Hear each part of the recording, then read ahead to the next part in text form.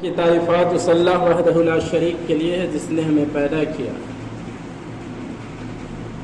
اور پیدا کرنے کے بعد یوں ہی نہیں چھوڑا بلکہ ہماری رشد و ہدایت کے لیے ہمیں سیدھی راہ دکھانے کے لیے کم و بیش 1,24,000 پیغمبران دین کو اس دنیا کے اندر مبعوث فرمایا۔ ان میں ہمارے آخری نبی آخری کڑی جناب محمد الرسول اللہ صلی اللہ علیہ وسلم ہیں، ان پر ہزاروں ہزار درود و سلام نازل ہو، اللہم بارک وسلم۔ سامعین، آج کے اس خطبہ جمعہ میں میرا عنوان ہے آذان کا کرشمہ۔ ابھی 2-3 دن پیچھے کی بات ہے کہ ایک بچہ جس کے اندر شوق تھا اذان دینے کا، شوق اور جذبہ کے مارے مغرب کی اذان 10 منٹ پہلے دے دیا۔ ایک ہنگامہ ہوا، لوگ کچھ بچے یہاں جمع ہو گئے، کچھ لوگ مسئلہ پوچھنے لگے کہ اگر 10 منٹ پہلے اذان ہو گیا تو یہ کیا ہو گیا، کیسے ہو گیا؟ تو مجھے ایک واقعہ یاد آیا، اذان کا کرشمہ۔ آج کے اس خطبہ جمعہ میں میرا عنوان رہے گا اذان کا کرشمہ۔ اس واقعے کو بیان کرنے سے پہلے اذان سے متعلق چند باتیں دیکھنے کی کوشش کریں گے، چند بنیادی اور ضروری باتیں دیکھنے کی کوشش کریں گے۔ اذان کا مطلب ہوتا ہے کہ نماز کے وقت کا اعلان کرنا مخصوص، معلوم اور مشروع کلمات کے ساتھ۔ اذان کا مطلب ہوتا ہے کہ نماز کے وقت کا اعلان کرنا معلوم کا مطلب اذان کے جو کلمات ہیں وہ سب کو معلوم ہے۔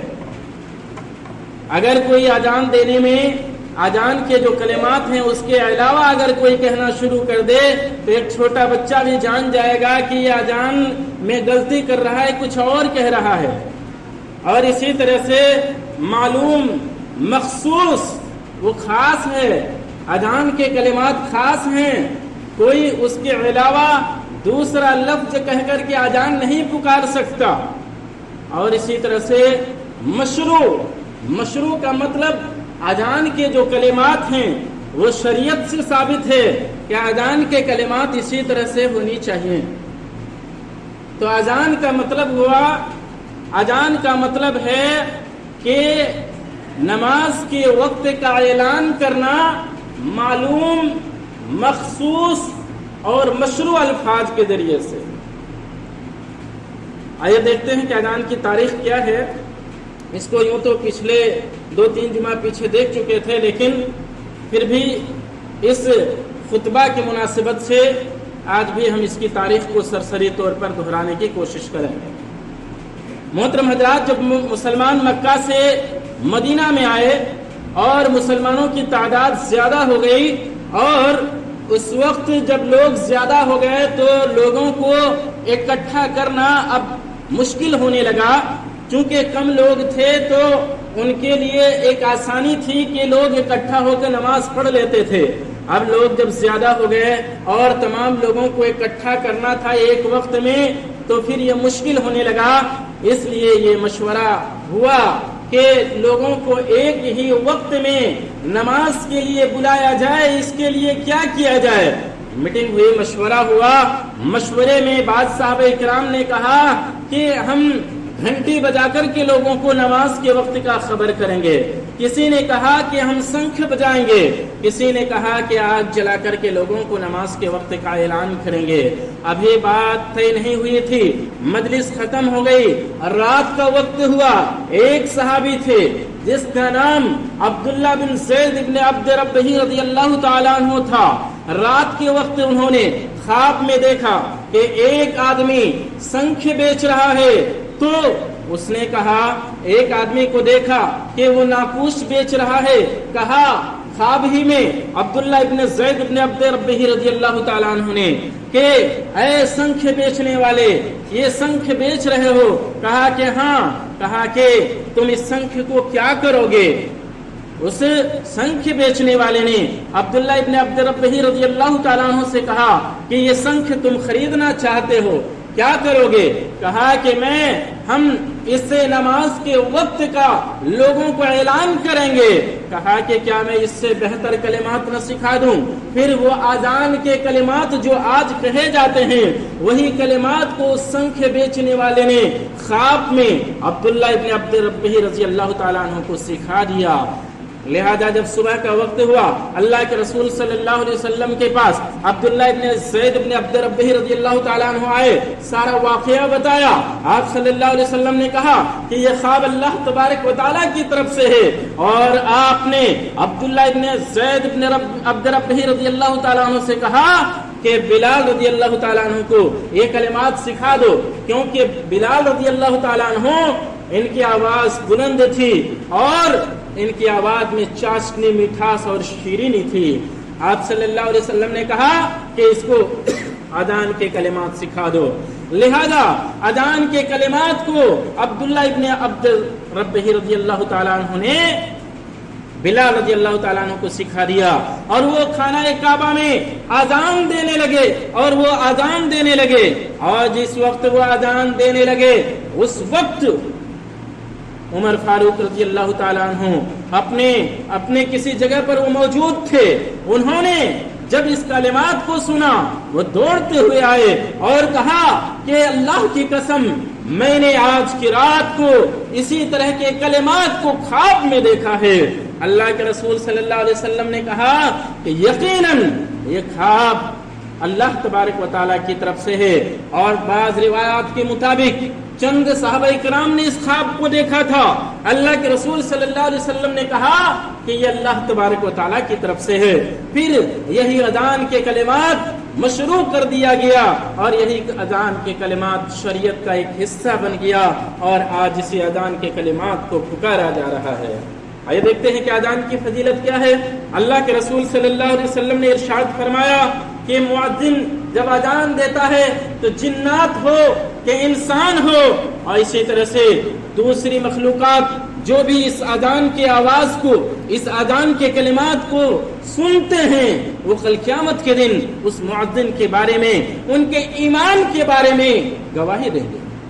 ये एक मुअज्जिन की फजीलत है, एक अजान देने वाले की फजीलत है कि क़यामत के दिन जिन हो कि इंसान हो कि इसके अलावा दुनिया की तमाम मखलूकात उसके हक में, उसके ईमान पर गवाही देंगे कि अल्लाह तबारक व तआला ये मोमिन है, ये ईमानदार है, तेरा नेक बंदा है जो लोगों को सबसे अफजल इबादत नमाज की तरफ बुलाता था। इसी तरह से अजान मुअज्जिन की फजीलत से मुताल्लिक रसूलुल्लाह सल्लल्लाहु अलैहि वसल्लम ने इरशाद फरमाया कि कल क़यामत के दिन मुअज्जिन के गर्दनें ऊंची होंगी, मुअज्जिन की गर्दनें ऊंची होंगी।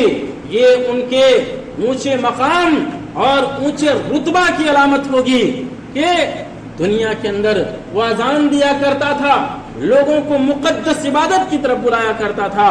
इसलिए क़यामत के दिन मुअज्जिनों के गर्दनें ऊंची होंगी जो उनके बुलंद रुतबा की अलामत होगी।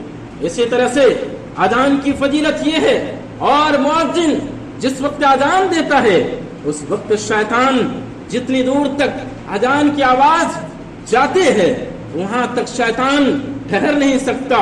शैतान वहां से भागता है और भागता भी है हवा छोड़ते हुए। तो मोहतरम हज़रात, ये अजान और मुअज्जिन की फजीलत है। अब आइए देखते हैं कि अजान ये इस्लामी शिआर है और मुसलमानों के बस्ती का पहचान और उसकी अलामत है। जिस बस्ती में अजान होती है यह अलामत है इस बात की, इस बस्ती में अहले ईमान रहते हैं, इस बस्ती में मोमिन रहते हैं। रसूलुल्लाह सल्लल्लाहु अलैहि वसल्लम ने अपने फौजियों से कहा था कि जब तुम रात के वक्त किसी जगह पर जाओ और तुम वहां, तो रात को शब खून मत मारना, रात के वक्त किसी बस्ती पर हमला न करना, फजर के वक्त तक का ऐलान करना, इंतजार करना। और अगर फजर के वक्त अजान की आवाज बुलंद होती है समझ जाना कि ये मुसलमान की बस्ती है, یہ مومنوں کی بستی ہے اور اس پر حملہ نہ کرنا۔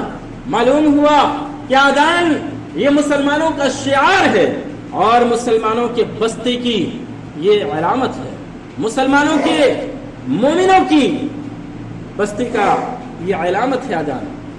آئیے دیکھتے ہیں کہ اب آئیے ہم دیکھتے ہیں ان چند ضروری باتوں کو دیکھنے کے بعد اذان کیا کرشمہ۔ اذان کا کرشمہ ایک کتاب ہے جو تاریخ اسلام کی معرکۃ الآراء کتاب ہے، جو معتبر اور مستند کتاب ہے، اوتھینٹک کتاب تاریخ اسلام میں، جس کا نام البدایہ والنہایہ ہے اور جس کو لکھا ہے امام ابن کثیر رحمۃ اللہ علیہ نے۔ یہ اسلامی دنیا کے مشہور اور معروف، معتبر اور مستند عالم دین، مورخ اور مفسر قرآن ابن کثیر رحمۃ اللہ علیہ نے۔ ابن کثیر رحمۃ اللہ علیہ نے ایک واقعہ اذان کے کرشمے پر نقل کیا ہے۔ کیا ہے وہ واقعہ؟ قاضی ابو الحسن محمد بن عبد الواحد ہاشمی، یہ بنو عباسیہ کے خاندان سے تعلق رکھتا ہے۔ یہ ایک تاجر کے حوالے سے روایت کرتا ہے کہ ایک تاجر تھا، اس تاجر نے بیان کیا کہ بغداد کے اندر ایک گورنر تھا، بڑا ظالم تھا، مغرور تھا، متکبر تھا، بڑا غرور تھا، اس کو گھمنڈ تھا، ظالم تھا۔ اس نے ایک تاجر کے مال کو ہڑپ لیا اور تاجر کے مال کو ہڑپ لینے کے بعد اس نے تاجر کے مال کو واپس نہ کیا۔ تاجر نے بڑی منتیں کی، سماجتیں کی، اسی طرح سے انہوں نے لوگوں کے پاس شکایتیں کی، وزراؤں کے پاس بھی شکایتیں کی، اور اسی طرح سے جہاں جہاں سے اس کو امید تھی کہ میرا مال اس جابر حکمراں سے، اس جابر گورنر سے مجھ کو مل جائے، لیکن اس ظالم گورنر نے اس تاجر کے مال کو واپس نہیں کیا۔ پھر کیا ہے کہ یہ تھک ہار کر کے بیٹھ گیا، لیکن اتنی بڑی مالیت، اتنا بڑا مال جب گورنر نے اس کا ہڑپ کر لیا، یہ اطمینان اور سکون سے نہیں تھا۔ ایک آدمی نے اس کو مشورہ دیا کہ تم فلاں درجی کے پاس کیوں نہیں چلے جاتے، فلاں درجی کے پاس چلے جاؤ، وہ درجی امام بھی ہے مسجد کا اور وہ درجی بھی ہے، اس کے پاس چلے جاؤ، تمہارا مسئلے کا حل ہو جائے گا۔ وہ تاجر بیان کرتا ہے کہ میں اس درجی کے پاس چلا گیا اور درجی کے پاس جانے کے بعد میں نے پورا واقعہ درجی کو سنایا کہ میرا مال اس گورنر نے ہڑپ کر کے رکھا ہے اور میں نے کافی منت اور سماجتیں کی، لیکن میرا مال واپس نہیں کیا۔ میں نے وزراؤں کے دروازے کھٹکھٹائے، امراؤں کے دروازے کھٹکھٹائے، لیکن اس نے میرا مال واپس نہیں کیا۔ درجی نے کہا کہ چلو ٹھیک ہے، میں تمہارا مال دلاتا ہوں۔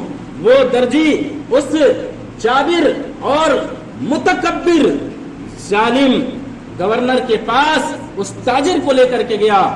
تاجر نے اس گورنر نے جیسے ہی درجی کو دیکھا وہ کانپنے لگا اور احتراماً کھڑا ہو گیا اور درجی کو احترام کے ساتھ بیٹھایا۔ درجی نے کہا کہ سنو، تم نے سنا ہے میں نے کہ تم نے اس کا مال ہڑپ کر رکھا ہے، تم اس کا مال واپس کر دو ورنہ میں اذان دے دوں گا۔ وہ فوراً وہ گورنر جتنا بھی مال ہڑپ کیا تھا فوراً جمع کر دیا اور جمع کرنے کے بعد کہا کہ یہ لو تمہارا مال، لہذا وہ تاجر اپنا مال لیا اور وہاں سے چلنے لگا۔ اس نے اپنی خوشی سے اس درزی امام کو کچھ انعام دینا چاہا۔ اس نے کہا کہ میں اس طرح کا پیسہ نہیں لیتا، اگر میں اس طرح کا رقم لیتا تو آج میں بہت امیر ہو چکا ہوتا۔ اس تاجر نے سوچا کہ یہ درزی امام जो दर्जी है मस्जिद में इमामत भी करता है, ये देखने में बड़ा पतला दुबला लागर कमजोर नहीफ है और चेहरे से भी कोई रोब और दबदबा नहीं है, न पोशाक से पता चलता है कि ये बड़ा ऊंचे रुतबे का आदमी है, ये किसी एतबार से ऊंचा नहीं लगता है। देखने में जिस्म के लिहाज से पतला दुबला कमजोर, लिबास के लिहाज से खस्ता हालत और चेहरे के लिहाज से भी रोबो दबदबा का मालिक नहीं है। लेकिन आखिर इसमें क्या बात है कि इसको देखते ही इतना बड़ा जालिम गवर्नर इसके सामने झुक गया और मेरा माल वापस कर दिया। उसने पूछा, उस ताजिर ने पूछा, क्या ऐ इमाम, ऐ दर्जी, बता तेरी शान क्या है, तेरा मकाम क्या है कि इतना बड़ा जालिम मुझे तुम्हारी एक आवाज पर मेरा माल वापस कर दिया। उसने कहा कि इसके पीछे एक बहुत बड़ा वाकया है, इसके पीछे एक बहुत बड़ा वाकया है। वाकया ये है कि इसी शहर के अंदर एक तुर्क अमीर आया था, एक इस शहर का अमीर बन करके, इस शहर का हुक्मरान और गवर्नर बन करके एक तुर्क आया था और वो तुर्क नौजवान था, खूबसूरत भी था। एक दिन का वाकया है कि एक औरत हम्माम से निकली। हम्माम का मतलब गुसल खाना, जो सरकारी तौर पर गुसल खाना बना रहता है, वो एक औरत गुसल खाने से निकली और औरत बहुत खूबसूरत लिबास में थी और खूबसूरत और हसीन और जमील भी थी। वो तुर्क अमीर शराब में मदहोश था। उसने उस औरत से कहा कि तुम मेरे महल में चलो, तुम मेरे मकान में चलो, महल में चलो। लिहाजा उस औरत ने कहा कि मैं तुम्हारे महल में नहीं जा सकती, क्योंकि मेरे लिए जो रुसवाई, बदनामी और निदामत होगी वो जिंदगी भर मेरी जात को दागदार बना देगी, इसलिए मैं तुम्हारे महल में नहीं जा सकती। और दूसरी बात यह है कि मेरे शौहर ने मुझे कसम दे रखी है कि अगर मैंने किसी के साथ रात गुजारी तो मुझे तलाक दे देगा, इसलिए मैं तुम्हारे साथ नहीं जा सकती। लेकिन मगरूर और शराब से मदहोश अमीर उसे खींच करके अपने महल की तरफ ले जाने लगा। वो चीखती रही, चिल्लाती रही, लेकिन कोई उसको मदद न कर सका, क्योंकि अमीर के सामने किसी को हिम्मत न थी कि उस लड़की को, उस औरत को उस अमीर से छुड़ाता। लिहाजा सब लोग ताकते रह गए। लेकिन दर्जी इमाम ने हिम्मत जुटाई और कहा कि तुम इस लड़की को छोड़ दो, इस औरत को छोड़ दो, तुम ये अच्छा नहीं कर रहे हो, ये गलत काम है, तुम इस लड़की को मजबूर मत करो, ये शादीशुदा औरत है, इस औरत को मजबूर मत करो। लेकिन उस जालिम अमीर ने उसके सर को मारा और इसका सर फट गया। ये अपने घर में आया और घर में पट्टी बंधवाई और पट्टी बंधवाने के बाद इशा का वक्त हो चुका था। इशा के वक्त में इशा का वक्त हो चुका था। इशा के वक्त में लोगों को इशा की नमाज पढ़ाई और नमाज पढ़ाने के बाद तमाम मुसल्लीन को इकट्ठा किया और कहा कि ऐ मुसल्लियों, ऐ नमाजियों, ऐ मोहल्ला के लोगों, तुम लोगों को पता है, तुम लोगों को मालूम हो चुका है कि हमारे शहर का अमीर एक औरत को अपने महल खाने में खींच ले गया है। लिहाजा हमारा फर्ज बनता है कि एक मजलूम औरत की हम मदद करें और जालिम को जुल्म से रोकें। लिहाजा तमाम मुसल्लियों को लेकर के अमीर के महल में पहुंचा और पहुंचने के बाद अमीर को आवाज दी गई। वो गवर्नर बाहर निकला, उसके फौजी भी निकले और उन लोगों ने, ये जो मोहल्ले के लोग थे, शहर के लोग थे, इन लोगों को पीटना शुरू किया और खास तौर से इमाम दर्जी को कुछ ज्यादा पीटा और लहूलुहान कर दिया गया। ये तमाम के तमाम लोग एक जुल्म को रोकने के लिए गए थे, लेकिन रुस्वा होकर के, जलील होकर के वहां से वापस आए। लेकिन ये दर्जी इमाम अब तक सो न सका। रात काफी हो चुकी थी, आधी रात के लगभग हो चुका था। दर्जी इमाम अब तक सो न सका। اس نے یہ ٹھان لیا کہ میں اس مظلوم عورت کو ضرور مدد کروں گا اور اس کو اس کے بالا خانے سے میں نکال کے رہوں گا۔ لہذا وہ سوچنے لگا، یکایک اس کے ذہن میں ایک بات آئی اور وہ مسجد کی طرف چلا، مسجد میں گیا، مسجد کے مینارے پر چڑھا اور کہا کہ میں اگر اذان دے دوں گا تو یہ امیر سوچے گا کہ فجر کا وقت ہو چکا ہے، لڑکی کو اپنے محل سے نکال دے گا۔ لہذا وہ مسجد کے مینار پر چڑھا اور مینار پر چڑھنے کے بعد اذان دیا اور اذان دینے کے بعد انتظار کرنے لگا کہ وہ ظالم اپنے محل سے اس عورت کو نکال دے گا، لیکن اب بھی وہ ظالم اپنے محل کا دروازہ نہیں کھولا۔ یہ سوچنے لگا میں اقامت بھی دے دوں گا تاکہ سوچے گا کہ اذان کے بعد جماعت کا بھی وقت ہو چکا ہے، لہذا وہ اپنے محل سے نکال دے گا۔ ابھی وہ مینارے پر ہی کھڑا تھا کہ سپاہی مسجد کے گلیوں میں گھومنے لگے اور گھومنے کے بعد اس مؤذن سے کہا کہ نیچے اترو، تم اس وقت اذان کیوں دیے؟ یہ کوئی اذان کا وقت ہے، یہ کوئی اذان کا وقت نہیں، تم نے آخر ایسی آدھی رات کو اذان کیوں دی؟ لہذا نیچے تم اترو۔ اس نے کہا کہ میری بات سنو، میں نے ایک خاص مقصد کے تحت اس وقت اذان دیا ہے۔ سپاہیوں نے کہا کہ نہیں، تمہاری ایک نہیں سنی جائے گی، تم نے ایسے وقت میں اذان کیوں دی؟ چلو تم خلیفہ کے سامنے ہی اپنے سوال کا جواب دینا، تمہارا کیا مقصد ہے، تمہارا کیا منشا ہے، تم نے اس وقت کیوں اذان دی؟ چلو تم بادشاہ کے پاس ہی، خلیفہ کے پاس ہی اس کا جواب دو گے۔ لہذا مینار سے اترا، سپاہیوں نے اسے گرفتار کیا، اسے پکڑ لیا گیا اور پکڑ لیا جانے کے بعد اسے خلیفہ معتز باللہ کے پاس لے جایا گیا۔ خلیفہ معتز باللہ کو دیکھتے ہی یہ درزی امام کانپنے لگا، تھر تھرا گیا، کپ کپی طاری ہو گئی۔ خلیفہ معتز باللہ نے کہا کہ ڈرو نہیں، گھبراؤ نہیں، تمہارا کیا معاملہ ہے، میں سنوں گا، تم اپنے معاملے کو بتاؤ۔ کہا کہ مجھے اپنے جان کی امان چاہیے۔ کہا کہ چلو میں نے امان دیا۔ کہا کہ خلیفہ مسئلہ یہ ہے کہ ہمارے شہر کا جو امیر ہے، اس شہر کے امیر نے ایک حسین و جمیل عورت پر وہ فریفتہ ہو گیا، اپنے محل میں کھینچ لے گیا۔ ہم لوگوں نے روکنے کی کوشش کی، ہم لوگوں کو پیٹا گیا، مارا گیا۔ لہذا خلیفہ معتز باللہ نے جب اس بات کو سنا، غصے سے تمتما اٹھا اور کہا کہ کسی شہر کا امیر یہ کیسے ہو سکتا ہے؟ پھر اپنے سپاہیوں کو بھیجا کہ فوراً اس امیر کو گرفتار کر کے یہاں حاضر کیا جائے۔ لہذا سپاہی گئے اور محل سے اس امیر کو گرفتار کیا گیا اور اس عورت کو بھی خلیفہ معتز باللہ کے دربار میں پیش کیا گیا۔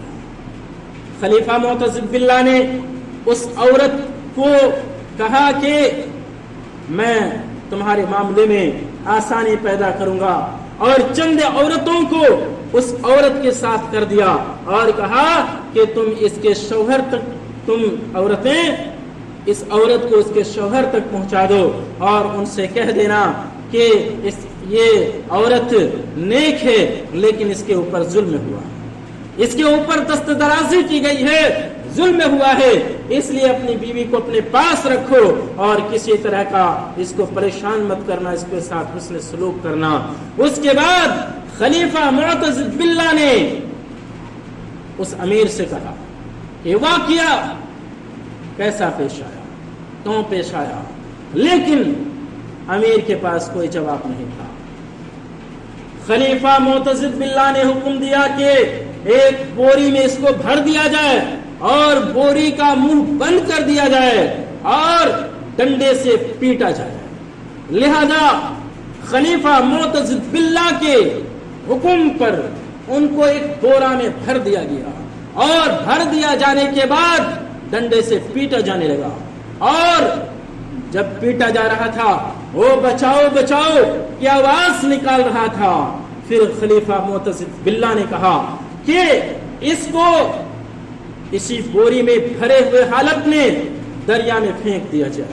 لہذا اسی حالت میں دریا کے اندر پھینک دیا گیا، اور اس طرح سے اس مدہوش اور مغرور امیر کا قصہ ختم ہو گیا۔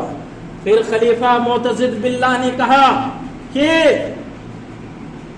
جب بھی اگر شہر کے اندر کسی طرح کا معاملہ ہو تو تم میرے دربار میں پہنچ جانا، میرے دربار میں پہنچنے کے لیے تمہارے لیے کوئی رکاوٹ نہیں ہوگی، اور اگر تم کسی طرح سے میرے دربار میں پہنچ نہ سکو تو تم مسجد کے مینارے پر چڑھ کر کے اذان دے دینا، لہذا جب اذان دے دو گے تمہیں پولیس گرفتار کرے گی، پھر معاملہ میرے پاس آئے گا اور پھر معاملے کو میں دے دوں گا۔ محترم حضرات، یہ البدایہ والنہایہ جو تاریخ اسلام کی ایک معتبر مستند کتاب ہے، معرکۃ الآراء کتاب ہے، اس کے اندر اذان کا یہ کرشمہ نقل کیا گیا ہے۔ محترم حضرات، یوں بھی اذان اگر وقت سے پہلے ہو جائے ایک بڑا ہنگامہ کھڑا ہوتا ہے۔ ایک واقعہ، وقت ختم ہو چکا ہے، انشاءاللہ کبھی اور دیکھیں گے اس تعلق سے۔ اللہ تعالیٰ سے دعا ہے کہ اللہ تبارک و تعالیٰ ہمیں اذان اور اذان سے متعلق جتنی بھی باتیں ہوئیں ان تمام باتوں کو سننے کے ساتھ سمجھنے، عمل کرنے، اور اذان جو اسلامی شعار ہے، اذان جو ہمیں پیغام دیتا ہے، اذان جو اپنا معنی مفہوم رکھتا ہے،